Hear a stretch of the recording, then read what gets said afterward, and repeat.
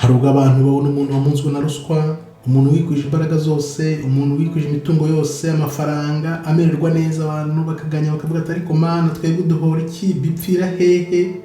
Burya iyo wari uzi ko Imana ibiri kugira ngo imuhe ingororano ze hano ku isi, kandi burya Imana ihembera nyine mu bihembo by'isi kugira ngo wa munsi w'urubanza wa muntu navuga ngo nakoze ibintu byiza nyine ingororano zanjye, noneho Imana nayo izamubwira uti naguhaye imitungo, nguha amazu, nguha amato, nguha ibyubahiro, nguha byose warabyakiriye.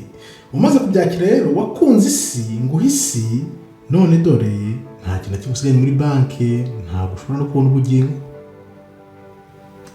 Niyo mpamvu rero Kristo ashaka ko twumva neza ko igihe Kristo Imana icecetse mu gihe duhura n'ibizazane by'abagome babi, bategura ibibi, bagambana, bakora ibibi byose, ahubwo burya Imana ibikora ibintu bikomeye cyane mu buryo bwo kubahana batabizi, ikabaha bwa bubasha bwo kwibubasha bihaye kugira ngo bakore ibyo bashaka, bavuge ngo bemeje Imana, bakoze umuntu bamugirira nabi, baramuhemukira, baramugambanira, ngo bazi ngo barikora neza. Kumbe Imana yabaretse gukora ibyo ngibyo kuko nicyo gihembo iba iri kubaha. Imana ibaha igihembo batabizi kugira ngo ibareke babikore, none bamara kubikora bibatandukanye na Kristo, niko bahembwa.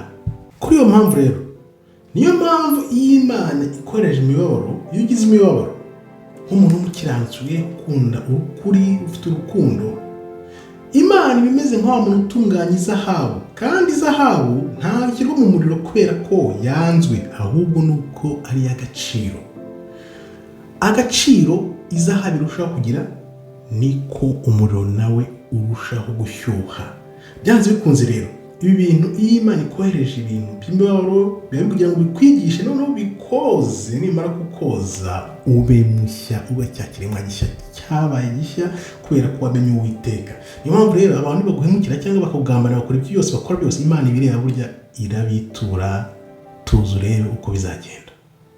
Niba se ba bantu babi bagome Imana ibareka kugira ngo bagere ku byo bagezeho, kubera ko ibiri kubishyura mu buzima bw'isi, kugira ngo izabone ko ibitakanye babwira ati wa munsi w'urubanza niko nababwiraga, dore none ibyanyu byose nabibahaye imbehera ku isi. None abantu barabibaza, ni ukubera iki umukiranutsi ahura n'ibizazane, ahora mu bibazo bikomeye?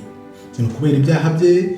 Imana burya irakubwira iti niba ushaka ko ngewe nguhembera hano muri ino si, ndaguhembera muri ino si, kandi niba ushaka ko nguhembera mu muriro, nabwo nzagumira mu muriro.